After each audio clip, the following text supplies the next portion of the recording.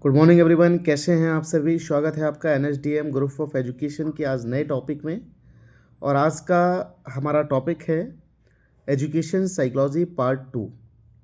Previous topic में हम लोगों ने बात किया था शिक्षा मनोविज्ञान क्या होता है, शिक्षा मनोविज्ञान की परिभाषा क्या है, इसका इम्पोर्टेंस क्या है, इसके कार्यक्षेत्र क्या क्या हैं। और मैं आपको एक बार फिर से डिफाइन कर दूं कि शिक्षा मनोविज्ञान का अर्थ है बच्चों को सिखाना और चीज़ों को सीखना, यानी कि सीखना और सिखाने की प्रक्रिया को ही शिक्षा मनोविज्ञान के अंतर्गत अध्ययन किया जाता है। आज के इस टॉपिक में हम लोग बात करेंगे कि शिक्षा मनोविज्ञान में विद्यार्थी का क्या इम्पोर्टेंट है। क्योंकि अगर हम एजुकेशन की बात करें तो एजुकेशन का जो केंद्र बिंदु है, जो शिक्षा मनोविज्ञान का जो केंद्र बिंदु है, वो है विद्यार्थी। और बिना विद्यार्थी के ना तो शिक्षा का कोई महत्व है और ना शिक्षा मनोविज्ञान का कोई इम्पोर्टेंस है। तो शिक्षा मनोविज्ञान में विद्यार्थी का क्या इम्पोर्टेंस है, इस टॉपिक के बारे में आज हम डिस्कस करेंगे। तो अपनी नोटबुक के ऊपर एक सबसे ऊपर हेडिंग लिखिए और उस हेडिंग में लिखिए शिक्षा मनोविज्ञान का विद्यार्थी जीवन में महत्व। लिखिए शिक्षा मनोविज्ञान का विद्यार्थी जीवन में महत्व।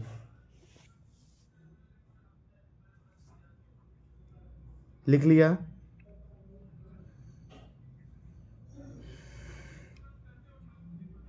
चलिए देखिए, शिक्षा मनोविज्ञान की अगर हम बात करें तो शिक्षा मनोविज्ञान का विद्यार्थी के जीवन में उतना ही इम्पोर्टेंस है जितना कि एक व्यक्ति के जीवन में भोजन करना या पानी का महत्व है।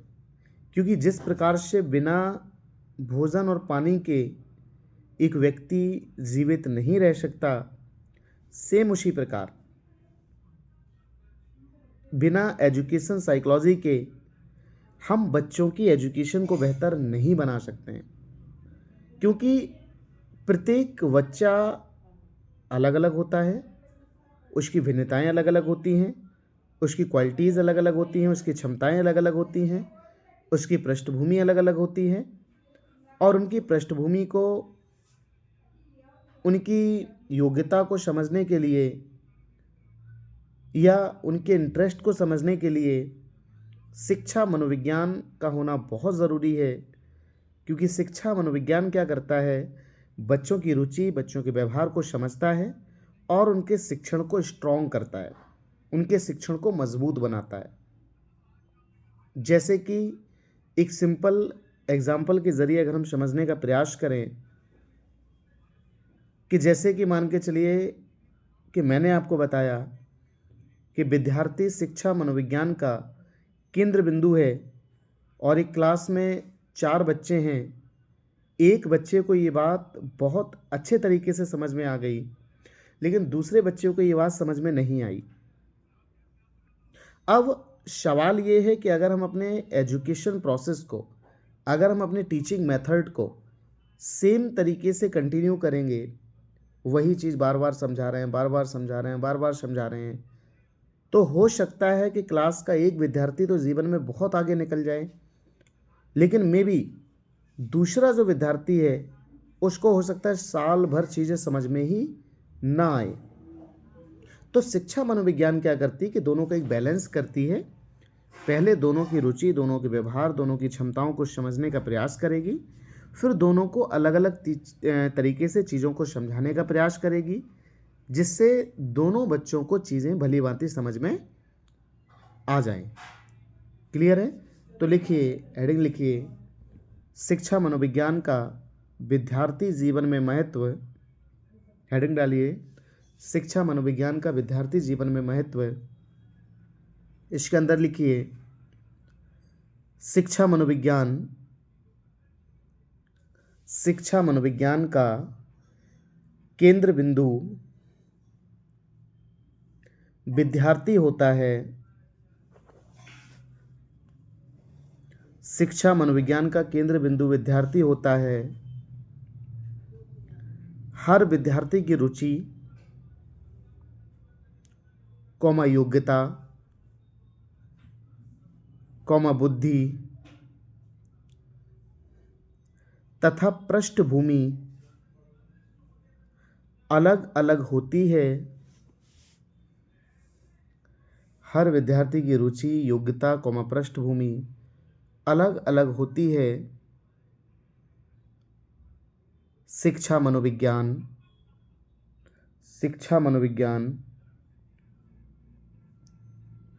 शिक्षक को, शिक्षक यानी कि टीचर, शिक्षा मनोविज्ञान शिक्षक को यह समझाने में मदद करता है, यह समझाने में मदद करता है कि छात्र यानी कि बच्चा कैसे सीखता है, कि छात्र कैसे सीखता है, कॉमा कैसे सोचता है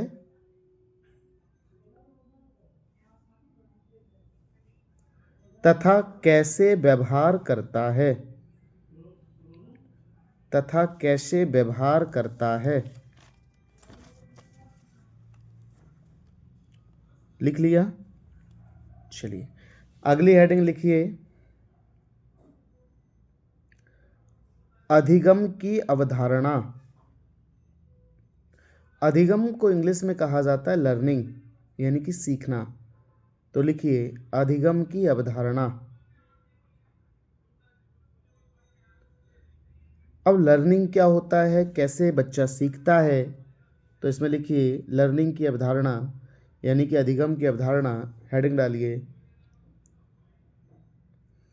इसके अंदर लिखिए अधिगम वह प्रक्रिया है, अधिगम वह प्रक्रिया है जिसके द्वारा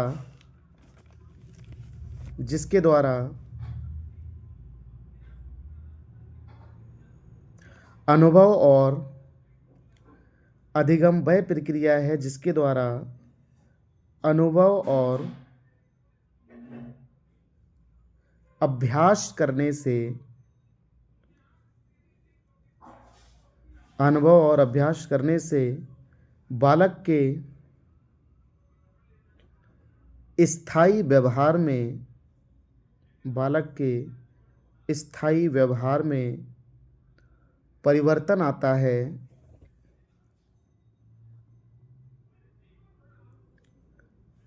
स्थायी व्यवहार में परिवर्तन आता है। अधिगम का अर्थ, अधिगम का अर्थ यानी कि यहाँ ये बताने का प्रयास किया जा रहा है कि सीखने का मतलब रटना नहीं है, रट्टू तोता बनना नहीं है। सीखने का मतलब है कि जब आप किसी चीज़ को सीखते हैं तो उस चीज़ को सीखने के बाद जो आपके अंदर एक परिवर्तन आता है, दैट इज़ कॉल्ड अधिगम, लर्निंग। तो लिखिए अधिगम का अर्थ रटना नहीं है, अधिगम का अर्थ रटना नहीं है। यह बालक के अंदर, यह बालक के अंदर समझ, समझ का मतलब होता है अंडरस्टैंडिंग, यह बालक के अंदर समझ, कॉमा कौशल, कॉमा आदत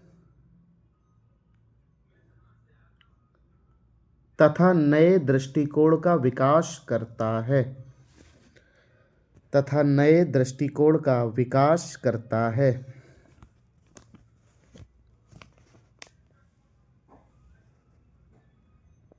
लिख लिया?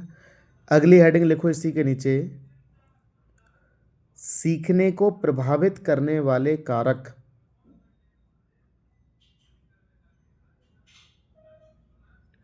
तो इसमें लिखिए बालक के सीखने की प्रक्रिया को, बालक के सीखने की प्रक्रिया को मुख्यतः दो प्रकार के कारक प्रभावित करते हैं, मुख्यतः दो प्रकार के कारक प्रभावित करते हैं।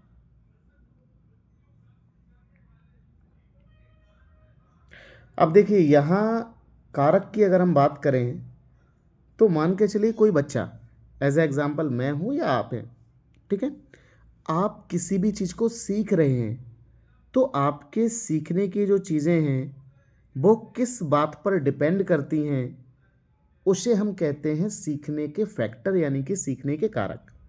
यानी कि आपके अंदर ये चीज़ें होनी चाहिए तब आप चीज़ों को सीख पाएंगे।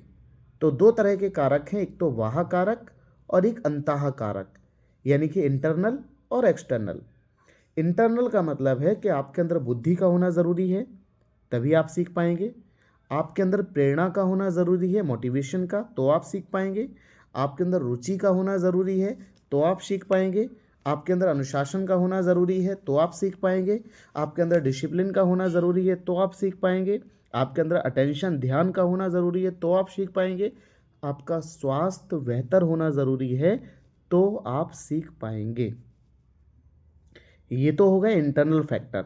अंतः कारक, क्योंकि एज ए एग्जाम्पल समझने का प्रयास कीजिए कि यदि कोई बच्चा बीमार है तो क्या बीमारी की अवस्था में वह चीज़ों को सीख सकता है? नहीं। यानी कि जब तक उसका स्वास्थ्य बेहतर नहीं है उसका मस्तिष्क सुचारू रूप से कार्य नहीं करेगा और वो चीज़ों को भली भांति नहीं सीख सकता है। तो सीखने का कारक, सीखने की प्रक्रिया किस बात पर निर्भर है कि हमारे पास इन चीज़ों का होना ज़रूरी है। जैसे कि बाह्य कारक की अगर हम बात करें तो बाह्य कारक का मतलब है कि शिक्षक की सिखाने वाली मेथड, कक्षा का वातावरण, हमारा परिवार, विद्यालय की सुविधाएं, एक अच्छे टीचर का होना, अच्छे इंफ्रास्ट्रक्चर का होना, हमारी अध्ययन विधियों का अच्छा होना, ये सारी चीज़ें डिपेंड करती हैं कि कोई भी बच्चा कितनी तेज़ी से और कितनी जल्दी चीज़ों को सीख पाएगा। तो लिखिए, अधिगम को प्रभावित करने वाले कारक, या हेडिंग डालिए सीखने को प्रभावित करने वाले कारक। सीखने को प्रभावित करने वाले कारक, इसके अंदर लिखिए, इन्हें मुख्यतः दो भागों में विभाजित किया गया है। पॉइंट नंबर 1, अंतः कारक। पॉइंट नंबर 1, अंतः कारक। जैसे अंतः कारक के आगे लिखो, जैसे बुद्धि, कौमा प्रेरणा, कौमा रुचि, कौमा स्वास्थ्य, कौमा ध्यान। ये तो हो गए अंतः कारक। अब इसके नीचे लिखिए बाह्य कारक। लिखिए बाह्य कारक। बाह्य कारक में लिखिए, वाह कारक में पॉइंट बना के लिखिए। पॉइंट नंबर 1, शिक्षक की शिक्षण विधियाँ, शिक्षक की शिक्षण विधियाँ। दूसरा पॉइंट, कक्षा का वातावरण, कक्षा का वातावरण।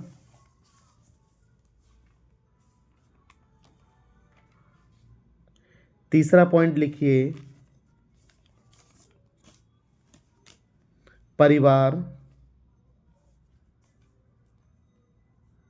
और चौथा पॉइंट लिखिए, विद्यालय की सुविधाएं, विद्यालय की सुविधाएं।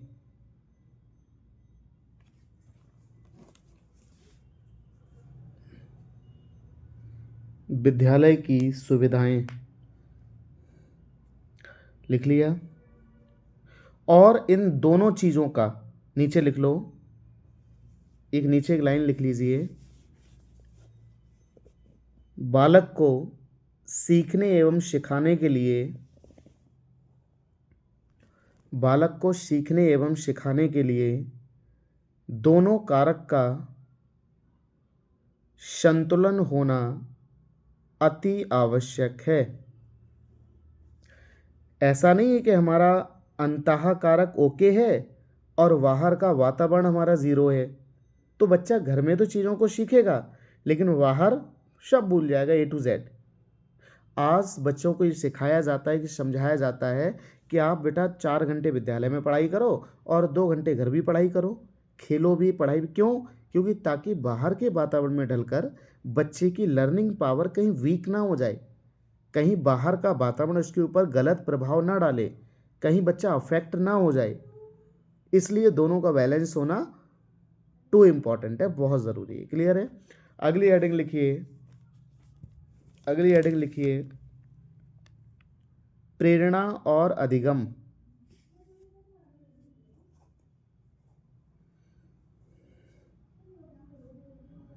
लिखिए प्रेरणा और अधिगम।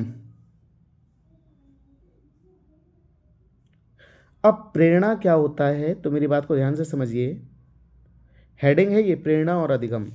प्रेरणा होता क्या है, तो ध्यान से समझिए। प्रेरणा का अर्थ है मोटिवेशन, यानी कि फ्यूल की तरह काम करता है कि जब तक बाइक में फ्यूल नहीं होगा तब तक वो बाइक आगे नहीं बढ़ सकती, संभव नहीं है। तो motivation is like a fuel in your life, कि जब तक कोई आपको प्रेरणा, एक मोटिवेशन नहीं देगा ना, कि एक बच्चा चलना भी तभी सीखता है जब उसकी माँ, उसके पिता उसको बार बार प्रेरणा यानी कि मोटिवेशन देने का काम करते, बेटा उठो, खड़े हो जाओ, चलने का प्रयास करो, ट्राई अगेन, है ना। बार बार उसको एक प्रेरणा देते हैं, इंस्पायर करते हैं कि जैसे चोट भी लग रहा है, कुछ नहीं हुआ, फिर से कोशिश करो, ऐसा करो, वैसा करो, है ना। एक इंस्पिरेशन होती है कि अब नहीं तो अब एवरीथिंग विल बी ओके, अब सारी चीज़ें ठीक हो जाएंगी।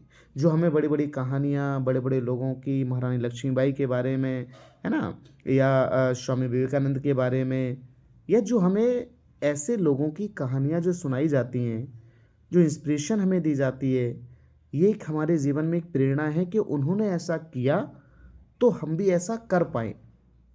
मैं गारंटी के साथ कहता हूँ, प्रेरणा का हमारे जीवन में एक ऐसा रोल है, अगर प्रेरणा हमारे जीवन से हटा दी जाए तो शायद आज हम और आप ना तो पढ़ाई कर रहे हों, ना लोग व्यापार कर रहे हों, ना कोई दो पैसे कमा रहा हो।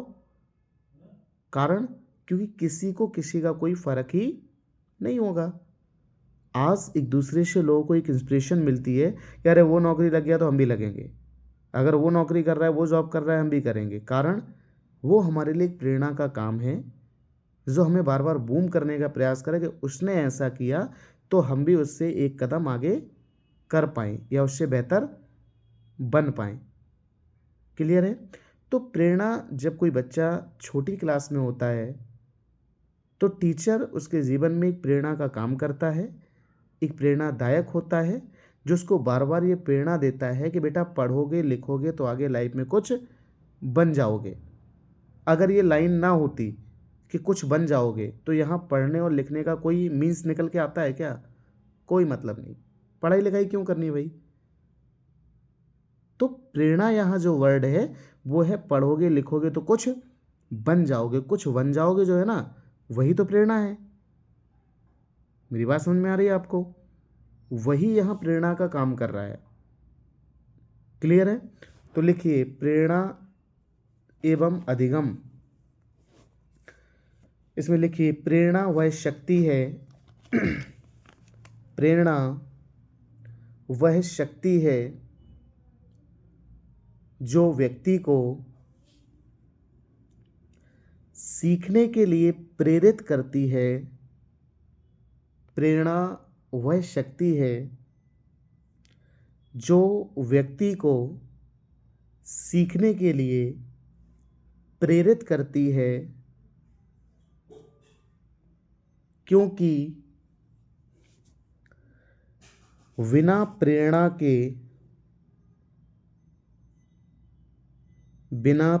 के अधिगम संभव नहीं है। अधिगम का मतलब होता है सीखना। बिना प्रेरणा के अधिगम संभव नहीं है।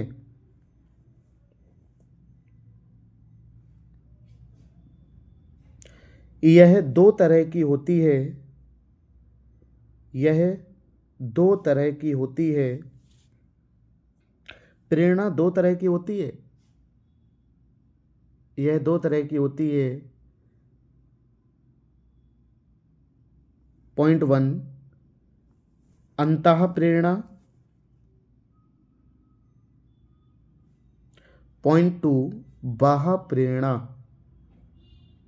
अंतः प्रेरणा, पॉइंट 2 बाह्य प्रेरणा। अब इसके नीचे हेडिंग लिखिए अंतः प्रेरणा, अंतः प्रेरणा।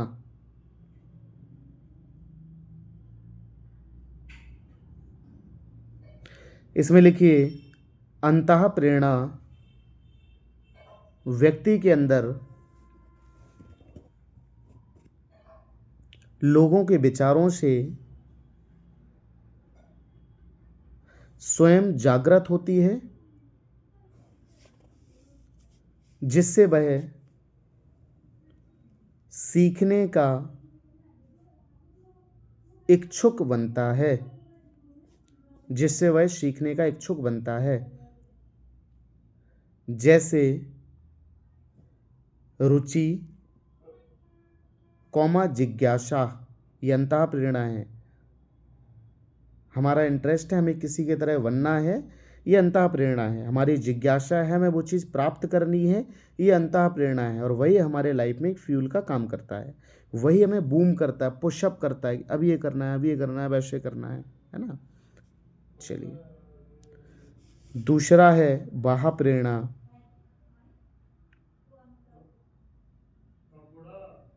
इसमें लिखिए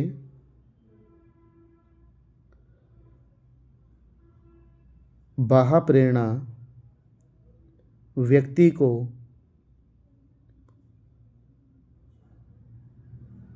बाहरी परिवेश जैसे परिवार तथा समाज द्वारा दी जाती है,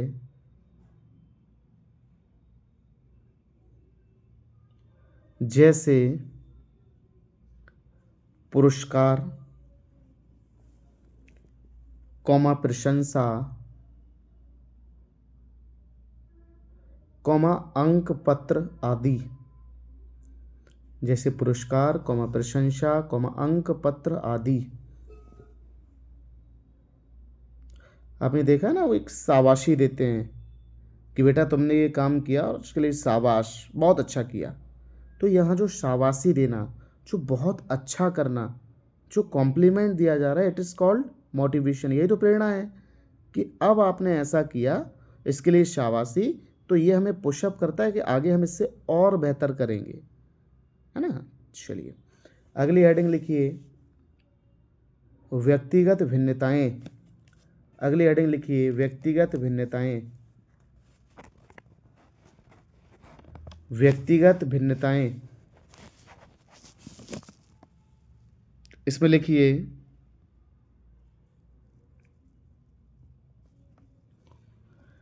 शिक्षा मनोविज्ञान के अनुसार शिक्षा मनोविज्ञान के अनुसार प्रत्येक छात्र एक जैसा नहीं होता है। प्रत्येक छात्र एक जैसा नहीं होता है। उनके अंदर अलग अलग भिन्नताएं होती हैं। उनके अंदर अलग अलग भिन्नताएं होती हैं।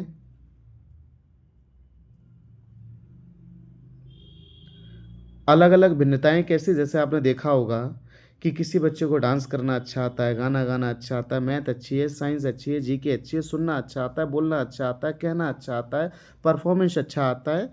दैट इज कॉल्ड भिन्नताएं, यानी कि डिफरेंट।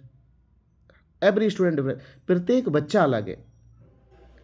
अब अगर हर बच्चा अलग है, प्रत्येक बच्चा यूनिक है, और हम प्रत्येक बच्चे को एक ही प्रोसेस से समझाने का प्रयास करें, एक ही प्रोसेस से बार बार बताने का प्रयास करें, तो संभवतः ये है कि जिसको ज़्यादा समझ में आ रहा है वो जल्दी सीखेगा, इसको लेट समझ में आ रहा है वो देर से सीखेगा। तो शिक्षा मनोविज्ञान क्या करती है कि व्यक्तिगत भिन्नताओं को नज़र में देखकर, यानी कि उन पर ध्यान देती है, और प्रत्येक बच्चों को उनकी एबिलिटी के अकॉर्डिंग सिखाने का प्रयास करती है। क्लियर है?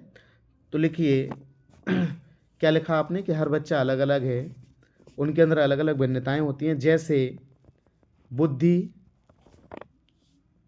जैसे बुद्धि, कौमा रुचि, कौमा व्यवहार, तथा तथा सीखने की स्किल या सीखने का कौशल।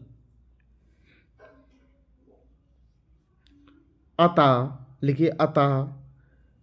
अध्यापक को यह ध्यान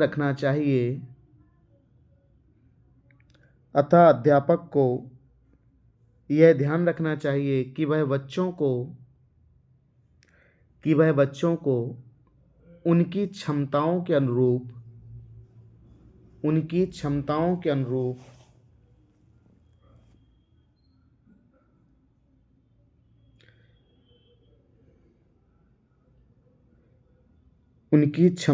अनुरूप शिक्षण प्रदान करे।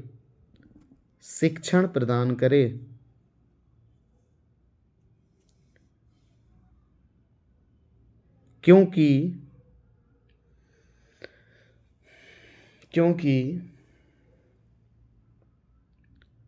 शिक्षक का मतलब होता है टीचर। क्योंकि शिक्षक का अर्थ केवल बच्चे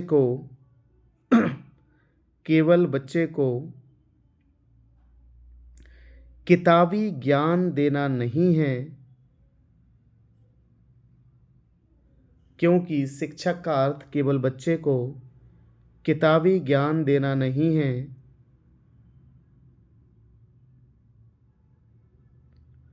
उनका उद्देश्य है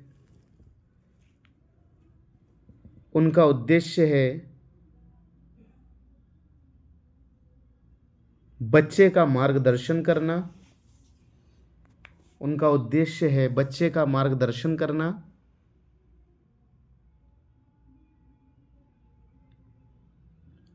उनको प्रेरणा देना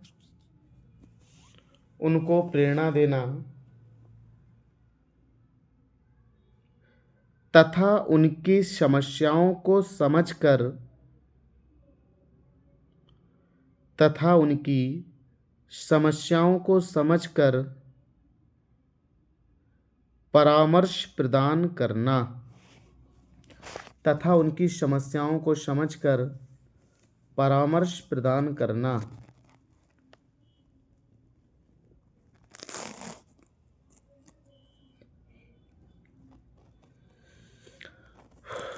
परामर्श प्रदान करना। अगली हेडिंग लिखिए कक्षा में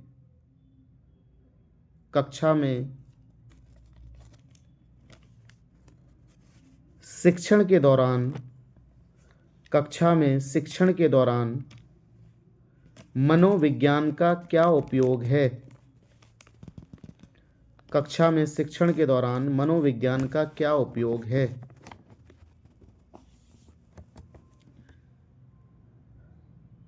इसके अंदर लिखिए मनोविज्ञान द्वारा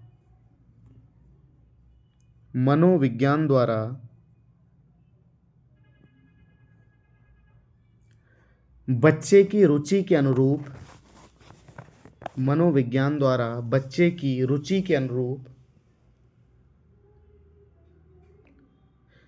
शिक्षण संभव होता है। यानी कि जैसा बच्चा इंटरेस्ट रखता है, जो सीखना चाहता है, मनोविज्ञान के द्वारा हम बच्चे को वो सिखा सकते हैं। तो लिखिए शिक्षा मनोविज्ञान द्वारा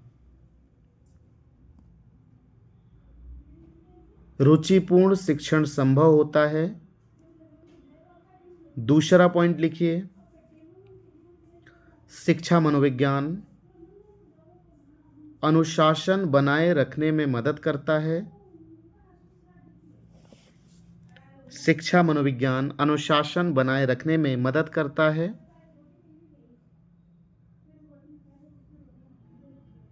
तीसरा पॉइंट है शिक्षा मनोविज्ञान के द्वारा, बेटा लिख लो एक बार, समझ में आ रहा है ना।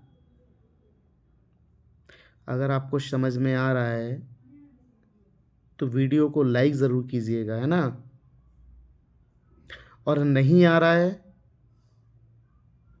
तब भी कीजिएगा, ठीक है।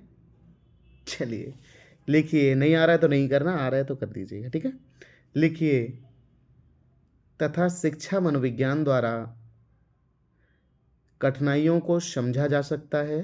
तीसरा पॉइंट है ये, शिक्षा मनोविज्ञान द्वारा कठिनाइयों को समझा जा सकता है। और चौथा पॉइंट है कि शिक्षा मनोविज्ञान द्वारा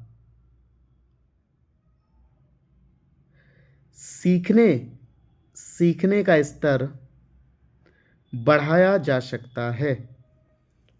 लिखिए, शिक्षा मनोविज्ञान द्वारा सीखने का स्तर बढ़ाया जा सकता है।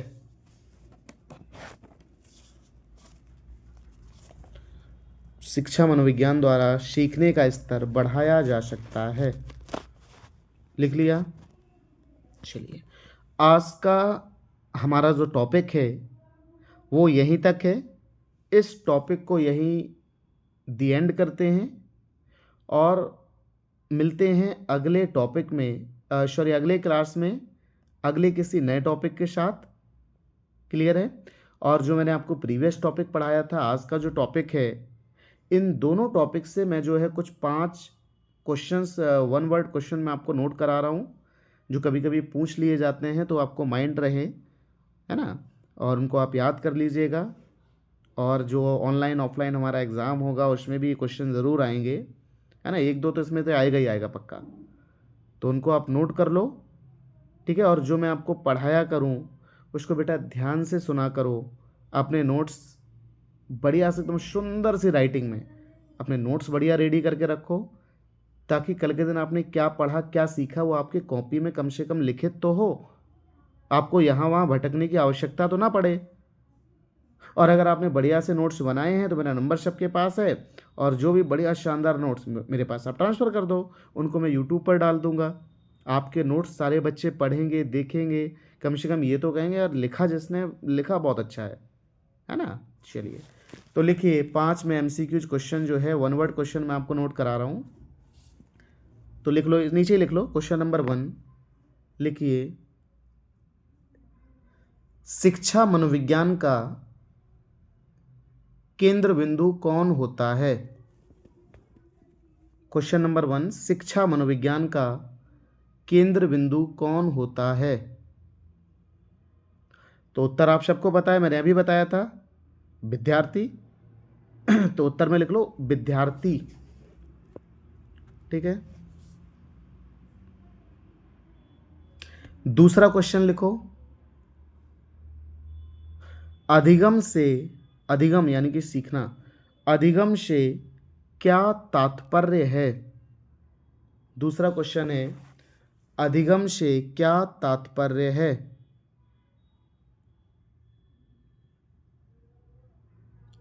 तो इसमें उत्तर में लिख लो, अधिगम का अर्थ है व्यवहार में स्थायी परिवर्तन। अधिगम का अर्थ है व्यवहार में स्थायी परिवर्तन।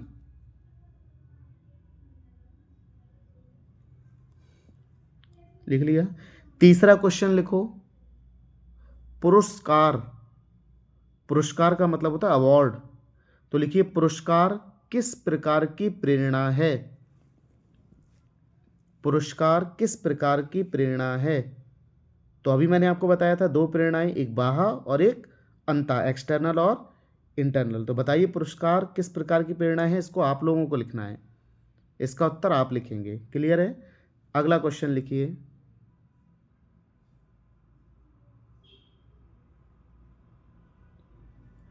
लिखिए, बिना प्रेरणा के क्या संभव नहीं है।